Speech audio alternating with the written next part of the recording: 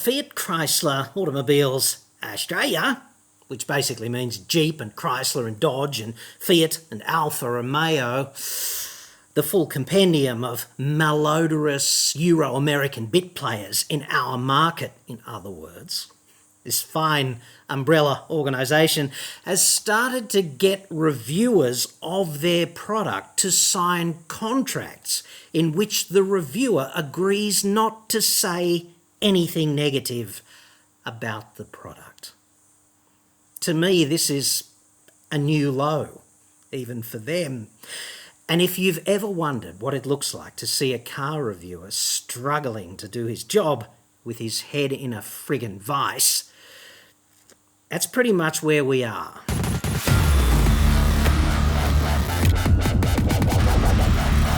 I'm John Cadogan from AutoExpert.com.au, and I get new cars cheap. Even Fiat Chrysler Automobiles Australia product, if you really want to do that to yourself. Anyway, dude, Australia only, website, card. Now, car reviewers and I, we have this North Korea, South Korea kind of relationship in which I play the part of North Korea by virtue of the nasty, nasty things that I say about them from time to time. All that gravy train, all those platinum frequent flyer points, all of that, just too much good friends and not enough impartial reviewing, right? So North Korea, South Korea, I'm Kim Jong-un, and yet, occasionally, when they want a dirty deed done dirt cheap, who are they going to call? This report is sponsored by NordVPN. I'm no IT expert, but I've seen enough, especially lately, about data breaches, scams and hacks to know that being online is inherently risky and potentially very costly. You don't have to be tech savvy to use NordVPN. It's a simple one-stop cybersecurity solution. One click and you are protected from hackers, malware and pop-ups across as many as 6 devices. Go to nordvpn.com/AEJC now and you'll get 3 to 12 months extra time on any 2-year subscription as part of Nord's 11th birthday celebration. Plus 1 more bonus month just for using the nordvpn.com/AEJC link in the description. NordVPN is the world's fastest VPN, and it only costs about as much as a cup of coffee every month to keep your data, your identity, and your devices secure. NordVPN can also save you money because you can assign your virtual location to another country where, for example, flights and accommodation might be cheaper than they are back home. The same goes for streaming services. You can also access live sporting events and other content that may not be available where you actually live. That's a pretty small price to pay for cybersecurity, not to mention the potential savings also on the table. Go to nordvpn.com/AEJC now to get a huge discount off your plan, plus a free 11th birthday gift and all that additional free subscription time. Totally risk-free with Nord's 30-day money-back guarantee. That's nordvpn.com/AEJC, link in the description. And thanks to Nord for sponsoring this episode. I do love it when an unsolicited email appears in one's inbox, lifting the lid on some truly dirty behaviour happening under the radar. And this happened to me within the past couple of days, and I've just been getting to the bottom of it. And here we are. I, of course, am not going to dump in it the identity of the person who leaked this information to me. It came in the form of a smartphone photograph of part of the loan agreement contract that a journalist signs when he picks up a review vehicle. And just so you know how this works in the background, car companies in Australia and most other developed markets have a dedicated fleet of vehicles in their inventory, and the sole purpose of this fleet is to give out to journalists and other quote-unquote influencers for review. And when you pick up a vehicle of that nature, you drive to the least salubrious suburb in the city, and if you don't get mugged too badly on the way, you get to pick up the car and drive it home, which is a great way of wasting at least half a day of your life, in my case. So anyway, when you do that, of course, there is a form to fill out, and it is a contract that acknowledges what you agree to in terms of your interaction with that vehicle. It's got some pretty interesting clauses in it that make good sense, like you agree to abide by the laws and you'll be responsible for any fines that are incurred while the vehicle is in your charge, and you agree not to knock off the Westpac branch in George Street and things of this nature. You agree to have a license and all of that stuff, right? So that they're covered, and most of the terms and conditions are quite reasonable. But this agreement, which was leaked to me by a person who I won't name, it's got one clause in it that my jaw just hit the floor. It so did. And I'll read it to you now. And I have no way to verify that this is actually a contract from Fiat Chrysler Automobiles, but it reeks of it. I've looked at the words around it, and if it's a fake, it's a good fake, okay? But I'm proceeding on good faith because I do know the person who leaked it to me, and I don't think they're a bullshitter. I just think they're outraged, and by virtue of this chummy association publishers have with car makers, they're unable to advocate against it in any meaningful way. So they had to send a carrier pigeon to North friggin' Korea. And here we are. This is clause number 13. I'll put it up on the screen so that you can follow the bouncing ball if you like. And I'll read it once to you clean, and then I'll put a few definitions in place so that we're all on the same page.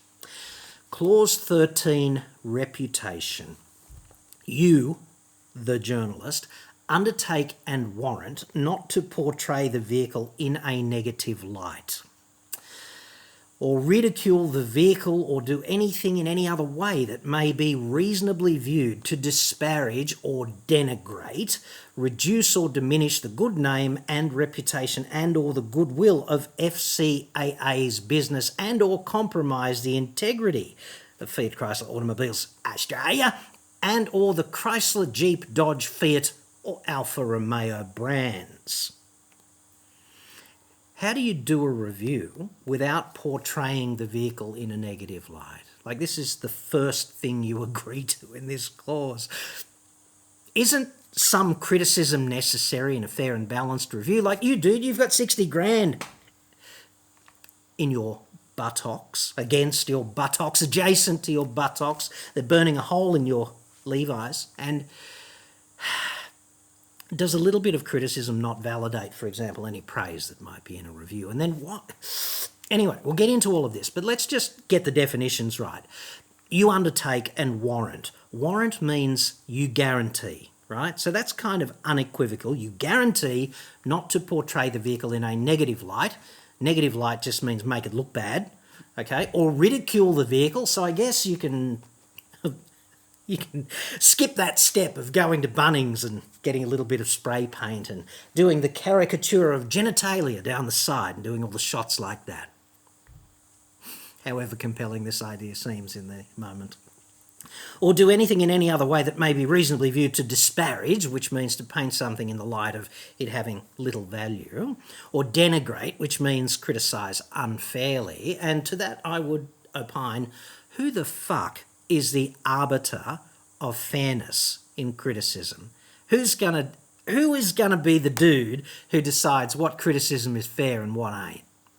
Anywho, or reduce or diminish the good name, blah, blah, blah. All of that is pretty self-explanatory. So let's get into that and what that actually means for you if you're digesting review content and you want to make a decision about the right new car, which is a big financial undertaking that typically will lock you in for a period of 3 to 5 years, maybe more.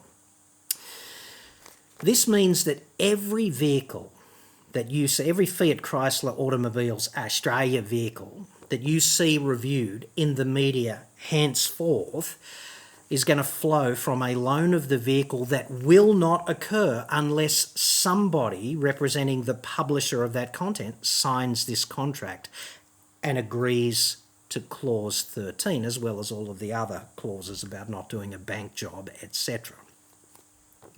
You got to ask yourself, therefore, how trustworthy is that review? Like, how much can you use a review like that to make a balanced decision about what is the right vehicle for you, right? Not to portray the vehicle in a negative light, to make it look bad, in other words.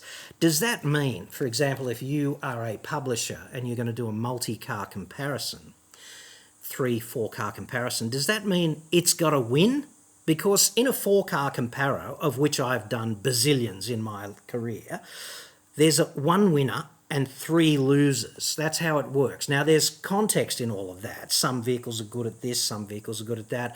The winning vehicle might not be so good at this, but it's better than the others at that and that and that. There's context, but essentially, if you distill it down to its core message, a 4-car comparo has a winner and 3 losers. It's just like the men's 100-metre sprint in the Olympics, right? There's however many lanes, 8 lanes or something. There's one guy who wins and 7 no-names. Nobody can roll off the tongue the 7 people who are all stupendously elite athletes. 1 winner, 7 losers, whatever. Is that what that means, this contract?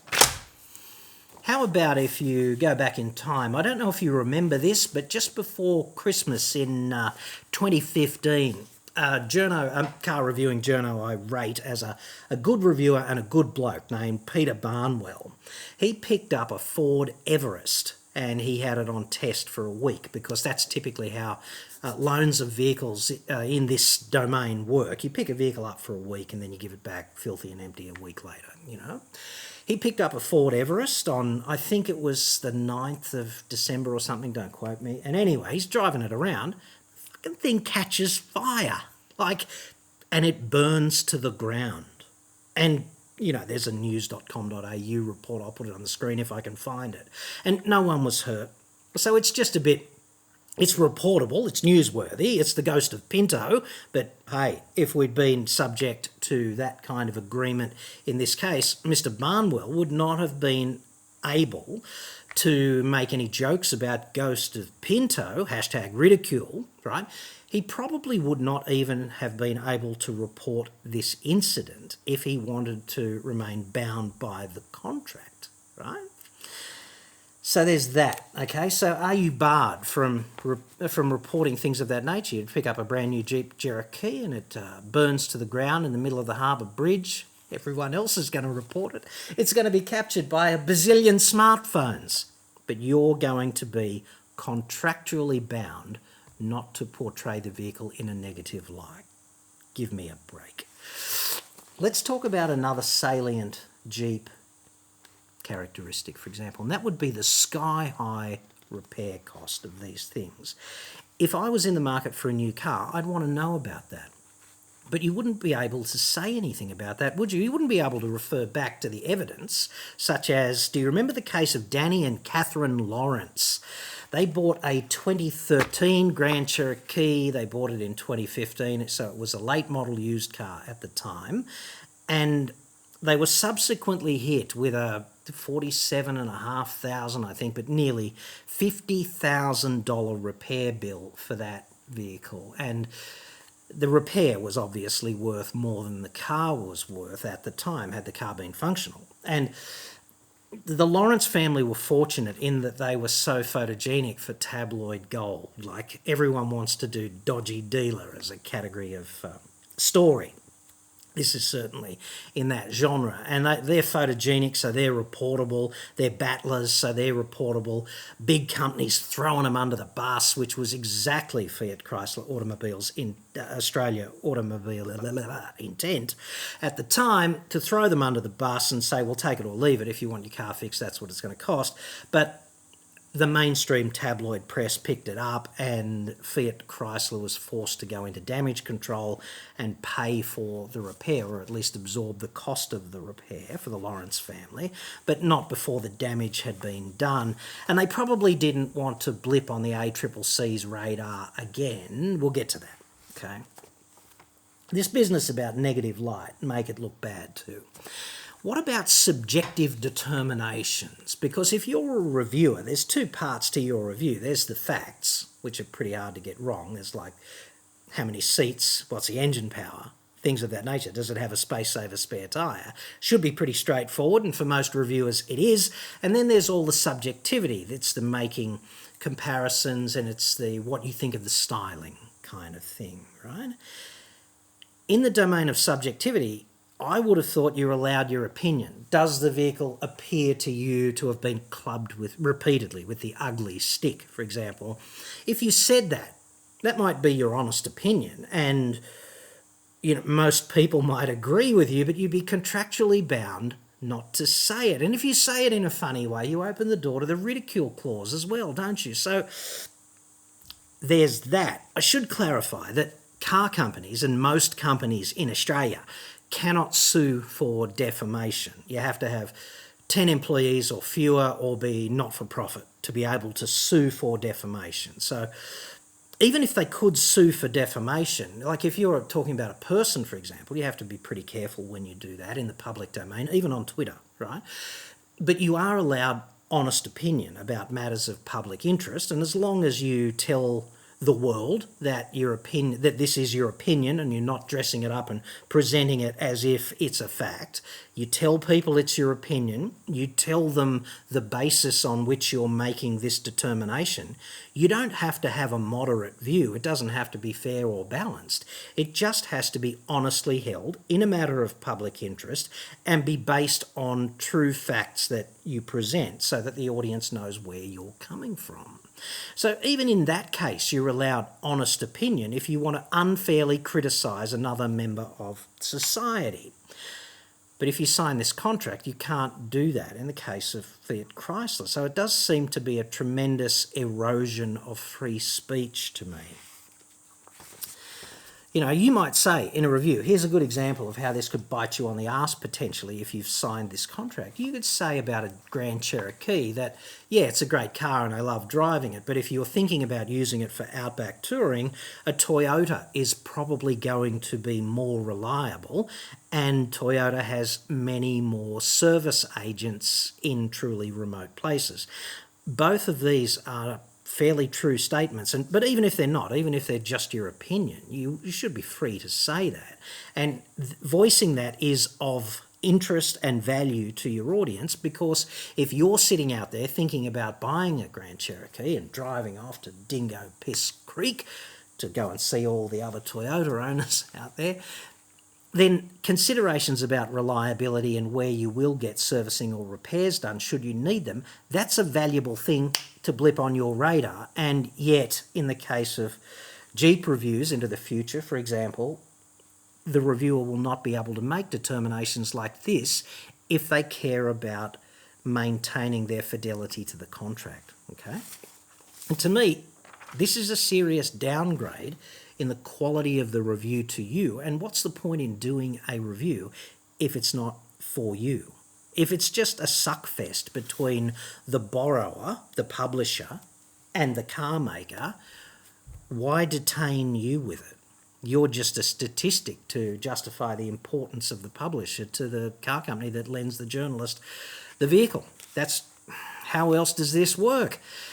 If you want to talk about ridicule and contempt and being dismissive and reducing the reputation and goodwill, etc., which is in there, can you mention the sales catastrophe? Because Jeep has had and the other malodorous brands, has had the most profound sales catastrophe since 2014. Like, they sold about 30,000 vehicles. It was 30,408 in 2014. And last year they sold 6,658. So what's that? About 75% reduction in sales from their peak to last year. And they've been even lower than that. I think in 2020 it was about 5,500. So they've fallen off a cliff. Last year Chrysler sold just 79 vehicles, Fiat sold 357, Alfa sold 571, and Dodge was not even on the list, the official sales list from T-Dub and the Spice Girls. So I've got to presume that their sales for 2 years were zero. So there you go. What happened in between 2014 and now to cause that? Well, not that you'd be able to report any of this if you signed that contract, but Teg Sethi, the Tegster, he made an epic video when Fiat Chrysler Automobiles Australia attempted to throw him under the bus. You should watch it at least once. The video is called "I Made a Mistake, I Bought a Lemon Jeep." And it's had 2.6 million views since 2015, and it's splashed all over the mainstream media as well. Teg was live on Sunrise, etc., talking it up. And he deserves to too. It's very clever, it's easy to watch, and the messaging is particularly powerful because he didn't do it like this. He did it in a kind of funny, offhand way, and I think that kind of satirical approach really cuts through. You know, the lyrics. My favourite quote, "Chrysler makes its money out of bullying the consumer." Is that not just the ultimate knee in the corporate nuts? Yes. As far as the chorus goes, the chorus is, "I made a mistake and bought a Jeep. Don't you make a mistake and buy a Jeep, yeah." Okay, it's hardly something in the way she moves reminds me of no other lover. It's not like I see trees of green, red roses too. It's none of that, but it is pretty clever and it's quite watchable, and so far 2.6 million people have got this message. So there's that.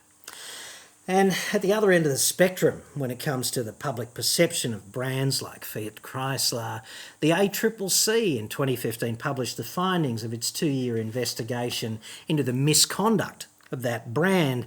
And ultimately what happened there was that they did get a bit of a pull-through, but they sidestepped massive 7-figure fines by agreeing to a corporate compliance program. They appointed some lawyer to be a notionally independent arbiter there, and they did some reviews as well. They undertook, signed a court enforceable undertaking, I think, to do reviews of complaints that they denied over the past couple of years, kind of thing. But this paints to a body of evidence in the free market, in the public perception, public consciousness, if you like, that they're a dog brand, okay? And that options are you could undog yourself, make the product better, deal with people better, or you could just keep getting your lawyers to put grubby clauses like this in contracts that effectively gag fair comment about the product. And it's very disappointing, I think, to see that that's where we're at here in Australia, whereas we could just be in a better place if they organically improved and paid more heed to things like integrity. Let's talk about reliability and what you might or might not be able to say about reliability if you sign this contract, because reliability is a big deal and it's a major question mark to anybody who is actually thinking about buying a Jeep, for example, or any of those other FCAA brands. If you sign that contract, I don't see how you could talk about the US website and consumer agency Consumer Reports, which found Jeep to be one of the less reliable brands. Now, Consumer Reports doesn't have skin in the game. They just report this stuff. In the list for worst car brands of 2019, for example, Jeep ranked 8th worst car brand in America, with responsibility for that being laid at the feet of the Jeep Cherokee and the Compass, both of which placed poorly on Consumer Reports' worst SUVs of 2019 list, painting the vehicle in a negative light by telling the truth about its reliability. So my take on this, and something that I think you should consider if you're going to watch reviews of those brands into the future, is how is this not just an example of more disgraceful conduct from Fiat Chrysler Automobiles Australia, when perhaps they should just go on a mission of inner discovery and rekindle their association, if they ever had it, with integrity? Okay, that's part number one. Part number two is, how many of the softcock motoring media is going to be motivated by this contract to do even more self-censorship of the things that they say in their official reviews, because I don't think Fiat Chrysler is ever going to sue a journalist for breach of this clause of the contract, mainly because if they did, it runs the risk of severely amplifying the message, because car company sues journalist for voicing honest opinion is a very bad look, and a whole bunch of the media would just pick that up and amplify it, serve it back up to them on a plate if they did proceed in this way. I think this clause is just a threat. It's leverage. It says you've agreed to this, therefore censor the shit out of yourself even harder. That's what it says. But in any case, it's doing you a complete disservice if a journalist decides not to say fair, balanced, but critical and negative things about any product. I do hope this receives widespread community opprobrium, because I hope it's not the thin end of the wedge. Can you imagine if every other company that seeks the involvement of the press to amplify its message, can you imagine if they start introducing clauses of this nature? You can't come to our press conference unless you agree to say only nice things, for example. Like, come on. That's positively Orwellian. Why do we even need the press at all? And in that situation, they'd only be functioning as a proxy for the PR department in any case. And that really would suck if you're using review-type content or news reportage to make decisions about what you're going to buy, how you're going to vote, what policies you think you should stand behind, etc. Okay? And finally, where the fucking hell is Paul Barry on Media Watch? They've got a squad of investigators whose only job is to look at what's happening in the media domain and report on fundamentally unethical and, distasteful things of this nature. When it comes to motoring and things like that, and the potential for this to really be the thin end of the wedge, it seems to me that Media Watch is doing exactly what the ACCC does most of the time, and that would be punch out a big fat stack of Z's.